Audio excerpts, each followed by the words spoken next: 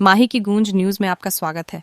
नगर के समीप ग्राम मोचीखेड़ा रोड पर हाथी की समाधि को दफन करने का मामला एक बार फिर चर्चाओं में आया है, जबकि इसके पूर्व जमीन मालिक द्वारा इस बाबत समस्त दस्तावेजों को शासकीय प्रक्रिया पूर्ण करने के उपरांत सही बताया गया।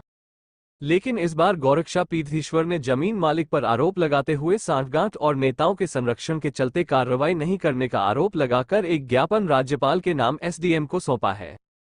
योगी विजयानंद महाराज ने ग्राम मोचीखेड़ा रोड स्थित जमीन को लेकर एक ज्ञापन एसडीएम अजय हिंगे को दिया गया, जिसमें बताया गया कि यहां पर एक हाथी की समाधि थी जिसे दफन कर उसे समतल कर दिया गया और यह कार्य महिदपुर निवासी संदीप चोपड़ा द्वारा किया गया है।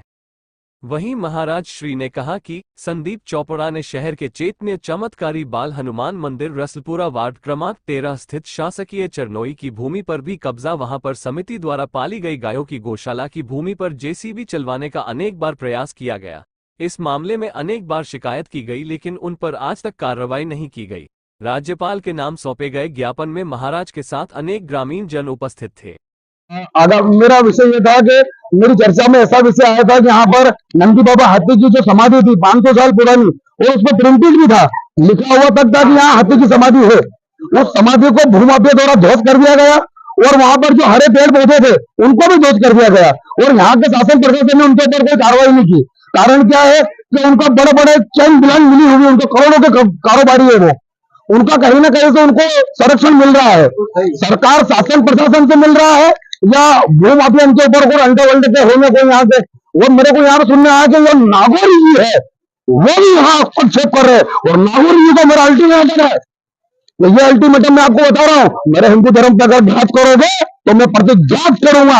ये संवेदनशील इलाका हो या आतंकवादी इलाका हो, आप हमारे हिंदू धर्म के लोगों को उकसा रहे हो और हमारे धर्म के लोगों को आप लड़ाने की कोशिश कर रहे हो।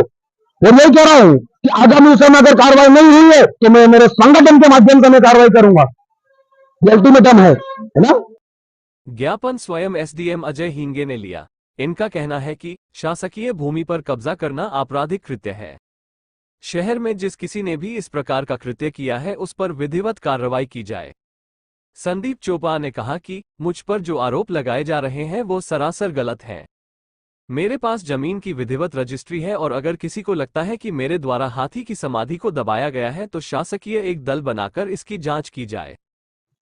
मैंने इस संबंध में आपको पूर्व में बाइट दिए और प्रशासन को सारे दस्तावेज उपलब्ध करा दिए, विधिवत रजिस्ट्री, नामांतरण सब है, और ऐसी कोई हाथी की समाधि हमारे को दस्तावेज में दर्ज ही नहीं है।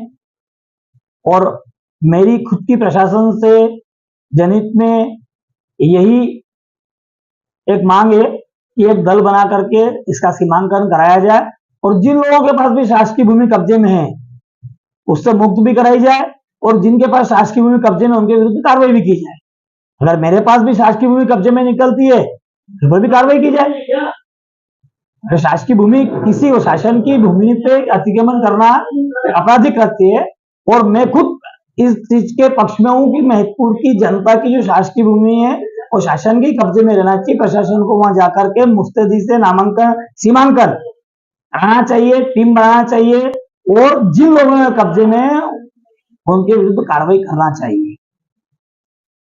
वहीं योगी महाराज ने बताया कि मेरे संज्ञान में मामला आया है कि ग्राम मोचीखेड़ा में हाथी की समाधि को भूमाफिया द्वारा दबा दिया गया है।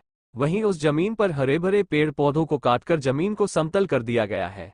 सरकार को इसकी विधिवत जांच कर भूमाफिया पर कार्रवाई करना चाहिए। मामले में एसडीएम महिदपुर अजय हिंगे ने बताया कि मामले की जांच की जा रही है, रिकॉर्ड देखकर संभव हुआ तो सीमांकन की कार्रवाई की जाएगी। वैसे भी इसकी जांच चल रही है और समस्त दस्तावेजों की जांच की जा रही है। आज जो ज्ञापन दिया गया है उसका विषय के संबंध में जो है जानकारी पूर्व से थी, और उसके संबंध में जो है जांच तहसीलदार के यहाँ प्रचलित है। राजस्व रिकॉर्ड देख करके नियमानुसार कार्रवाई की जाएगी। अगर शासकीय भूमि है तो उसमें प्रशासन अभी तक कार्रवाई क्यों नहीं की? सीमांकन की कार्रवाई भी की जाएगी। अगर हमको रिकॉर्ड देखने के पश्चात अगर आवश्यकता लगती है तो पूरे भूमि की सीमांकन भी करवाया जाएगा, और आप लोग निश्चिंत रहें, नियमानुसार कार्रवाई की जा रही है और की जाएगी।